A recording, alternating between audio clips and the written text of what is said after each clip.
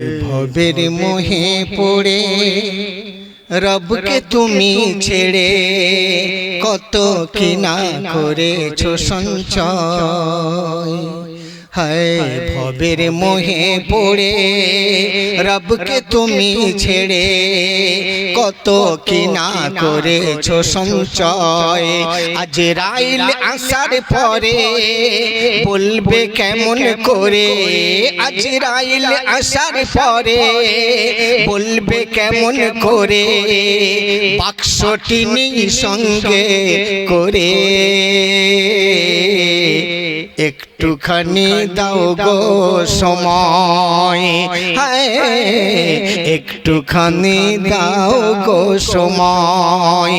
ভবের মোহে পড়ে রবকে তুমি ছেড়ে কত কিনা করেছো সঞ্চয়।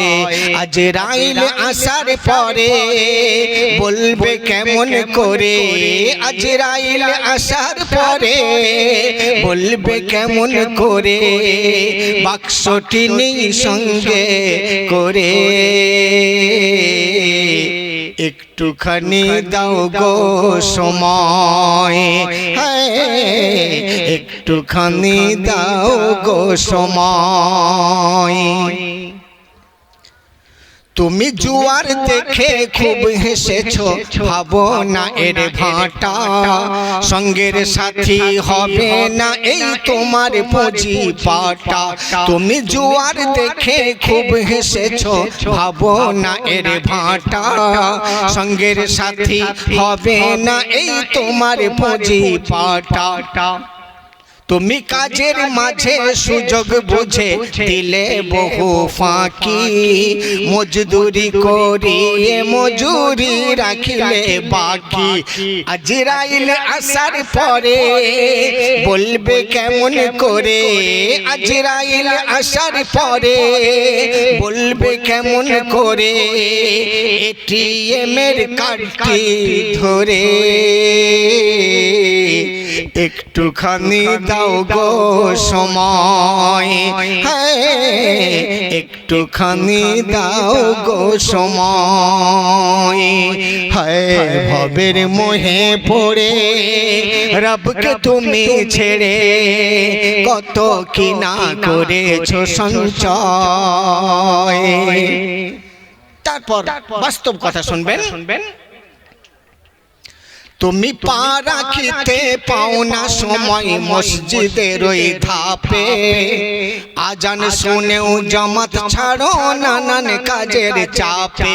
তুমি পা রাখিতে পাও না সময় মসজিদের ওই ধাপে, আজান শুনেও জামাত ছাড়ো নানান কাজের চাপে। আজান শুনেও জামাত ছাড়ো নানান কাজের চাপে। তুমি বড় বড় ফতোয়া মারো অজ্ঞ লোকের কাছে, ভেবেছো কি যা বলো তা নিজের মাঝেও আছে। আজরাইল আসার পরে বলবে কেমন করে, আজরাইল আসার পরে বলবে কেমন করে নেই একবার তওবা পড়ে। একটুখানি দাও গো সময়, হায় একটুখানি দাও গো সময়। হায় ভবের মোহে পড়ে রবকে তুমি ছেড়ে কত কিনা করেছো সঞ্চয়। 4 ঘন্টার বক্তব্য 4টে ছন্দে আমি বলে দিচ্ছি।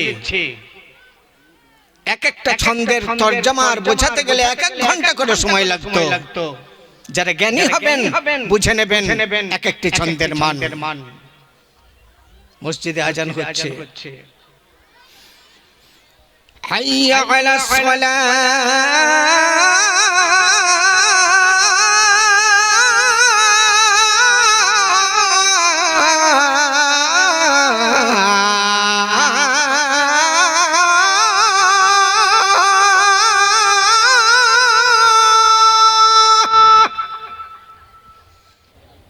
حي على الفلاح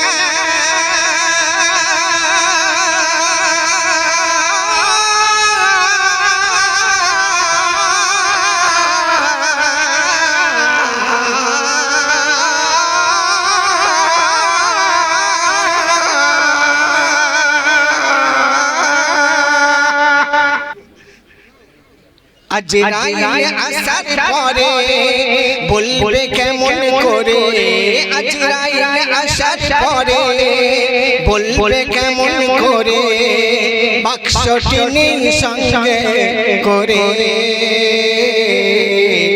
একটু বাবু মাইক ইগো কমিয়ে দাও বাবু,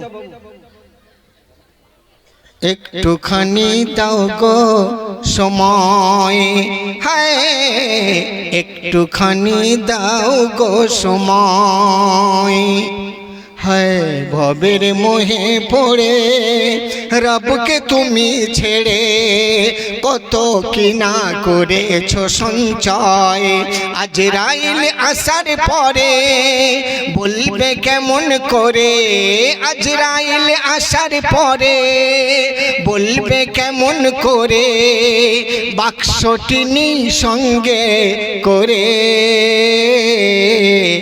একটুখানি দাও গো সময়, হ্যাঁ একটুখানি দাও গো সময়। আজানের টান দেওয়ার কারণ হচ্ছে আমার মুমিন মুত্তাকি মুসলমান ভাইরা একটা প্রতিজ্ঞা করতেই হবে যে আজান যেখানেই শুনতে পাবো সব কাজ ছেড়ে দিয়ে আগে নামাজে পৌঁছাবো।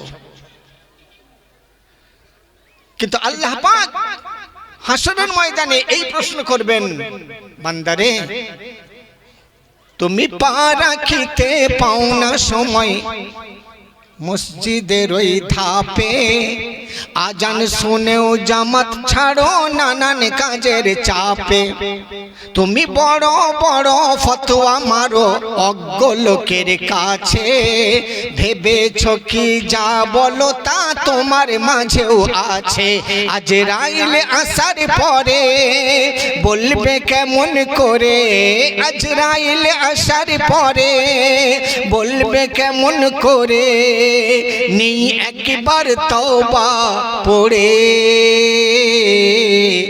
একটুখানি দাও গো সময়, হায় একটুখানি দাও গো সময়, ভবের মোহে পড়ে রবকে তুমি ছেড়ে কত কি না করেছো সঞ্চয়। আরেকটি বিশেষ ছন্দ শুনবেন, এক একটা ছন্দ মানে 1 ঘন্টা করে বয়ান, আমি সেই বয়ানের দিকে যাব না কারণ সে টাইম নেই, তাই বয়ানটাকে আমি ছন্দ করে আপনার খিদমতে পেশ করছি। তুমি অন্যদিকে আঙুল দেখাও নিজেই হয়ে দোষী, তুমি অন্যদিকে আঙুল দেখাও নিজেই হয়ে দোষী, কোন পাপেতে পাপী তুমি আল্লাহ জানে বেশি, তুমি অন্যদিকে আঙুল দেখাও নিজেই হয়ে দোষী, কোন পাপেতে পাপী তুমি আল্লাহ জানে বেশি, তুমি বারবার হাসে হেরে এসে ঘরে ঝগড়া করো, মারতে যারা পারবে না তাদেরকে তুমি মারো, আজরাইল আসার পরে বলবে কেমন করে, আজরাইল আসার পরে বলবে কেমন করে, বউকে 2 চড় আসি মেরে একটুখানি দাও গো সময়, হায় একটুখানি দাও গো সময়, হায় ভবের মোহে পড়ে রবকে তুমি ছেড়ে কত কি না করেছো সঞ্চয়। তুমি ছাপিয়ে পেপার যতই প্রচার করো আমার নামে, ওই প্রচারে কাজ হবে না লোকে আমায় জানে, তুমি ছাপিয়ে পেপার যতই প্রচার করো আমার নামে, ওই প্রচারে কাজ হবে না লোকে আমায় জানে, ওই প্রচারে কাজ হবে না লোকে আমায় জানে, হ্যাঁ হ্যাঁ ওই প্রচারে কাজ হবে না লোকে আমায় জানে। আমি যদি এখন ছেড়ে চলে যাই কমিটির মনে অনেক কষ্ট হবে, শ্রোতা যারা এসেছেন শীতের কষ্টতে বসেও আছেন, আপনাদেরও মনে কষ্ট হবে। আপনারা গিয়ে কালকে সব জায়গায় বলতে থাকবেন, আসলাম হাবিব কি লোক দেখ, আমরা এতজন বসে রইলাম অথচ বললো না করলো না চলে গেল। তাহলে একটা কুপ্রচার, অপপ্রচার। কিন্তু কি করব, আমি তো মজবুর। তাই আপনাদের বলছি, এই যুবক ভাইরা যারা মোবাইল দেখো, মোবাইল এসব আমি জানতাম না। আমার কিছু ছাত্র এসেছে, তারা মোবাইল স্মার্ট, তো তারা আমাকে বলছে, হুজুর এই ছেলেটা আমাকে গল্প করছিল কি মোবাইল ধরে নাকি অনেক খারাপ জিনিসও পাওয়া যায়। আমি চিন্তা করলাম তাহলে মোবাইলটা কত সাংঘাতিক বিপজ্জনক জিনিস,